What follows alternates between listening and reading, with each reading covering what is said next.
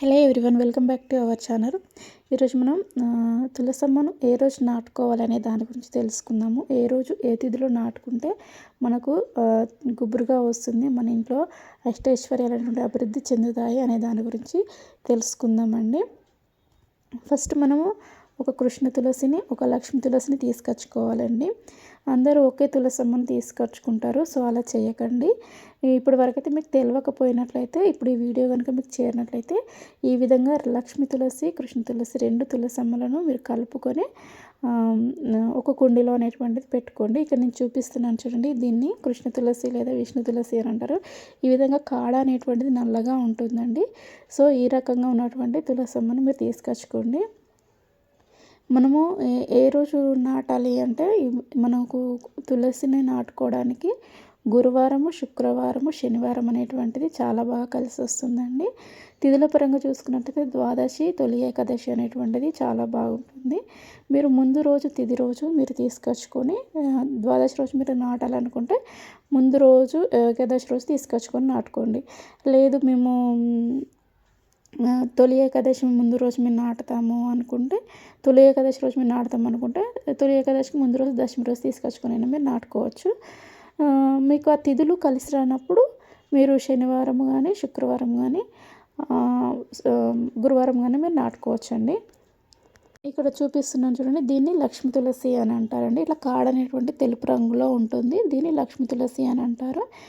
ఇట్లా వేరువేరుగా నేను చూపించాను కానీ, సో మళ్ళీ ఇవి రెండింటిని కలిపి ఒక కుండీలోనే పెట్టాలండి. సో ఇప్పుడు మీకు క్లియర్గా అర్థమైంది కదా, ఏది కృష్ణ తులసి, ఏది లక్ష్మీ తులసి అనేటువంటిది.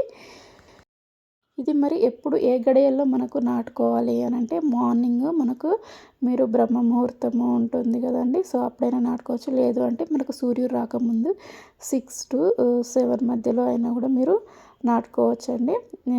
మ్యాక్సిమం 6 లోపే మీరు నాటడానికి ప్రయత్నించండి, 5 to 6 లోపు. తర్వాత మీరు విష్ణు సహస్రనామాలు, లక్ష్మీ అష్టోత్తరాన్ని చదువుకోండి, శతనామాలు అనేటువంటి చదువుకోండి. అండ్ మళ్ళీ ఈవినింగ్ టైంలో కూడా, మార్నింగ్ టైంలో మనకు విష్ణు సహస్రనామాలు రాకముందే ఇదంతా చేయండి.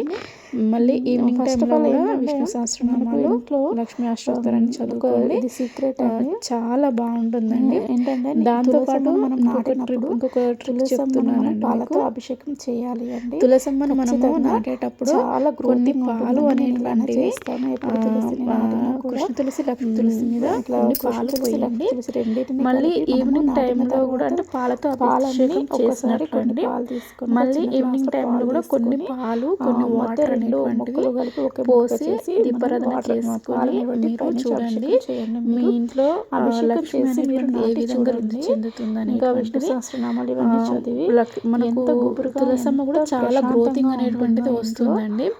కొంతమంది అంటారు గ్రోతింగ్ అనేటువంటిది రావట్లేదు అని అంటారు. మార్నింగ్ టైంలో మీరు నాటి చూడండి, నాటి నేను చెప్పిన విధంగా కొన్ని పాలతోటి కనుక అభిషేకం చేసి చూడండి, మీరు నాటే రోజు ఇంకా ఎదుగుతూనే ఉంటుంది అండి. తులసమ్మ లక్ష్మి కూడా వస్తుందండి, చాలా గ్రీన్ కలర్లో గుబురుగా వస్తుందండి. నేను ఎంత పర్టికులర్గా చెప్తున్నానంటే, నేను ఆడవాళ్ళకైతే సౌభాగ్యం అయితే, సో నాకు ఆ విధంగానే వచ్చింది. గుబురుగా అంటే గుబురుగా, చాలా గుబురుగా వచ్చిందండి. బొట్టును తీసుకొని మనము నుదుటిన ఖచ్చితంగా పెట్టుకోవాలండి. ఆడవాళ్ళు నుదుటిన పెట్టుకొని మంగళసూత్రాలకు కూడా ఖచ్చితంగా పసుపు కుంకుమ అనేటువంటిది మీరు పెట్టుకోండి. ఇది మీ సౌభాగ్యం అనేటువంటిది వృద్ధి చెందడానికి తోడ్పడుతుందండి. తులసమ్మను ఎక్కడ పెట్టాలనేటువంటిది ఇంకొక డౌట్ అనేటువంటిది ఉంటుందండి. ఈశాన్యం, ఉత్తరము ఈశాన్యం కలిసిన ప్లేస్ ఉంటుంది కదండి, సో అక్కడ పెట్టండి. మనకు తూర్పుకు వైపు చూసే విధంగా చాలా బాగుంటుందండి, చాలా గ్రోతింగ్ కూడా ఉంటుంది.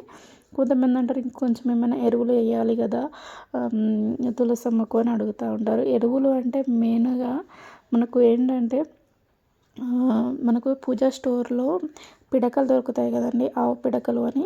సో ఆవు పిడకలను మీరు ఒక 15 డేస్కి ఒకసారి చుంచి మీరు పెట్టండి, వాటర్లో తడిపేసి. సో అది మనకు చాలా బాగా ఎరువుగా పనిచేసి తులసమ్మ అనేటువంటిది చాలా గుబురుగా వస్తుందండి.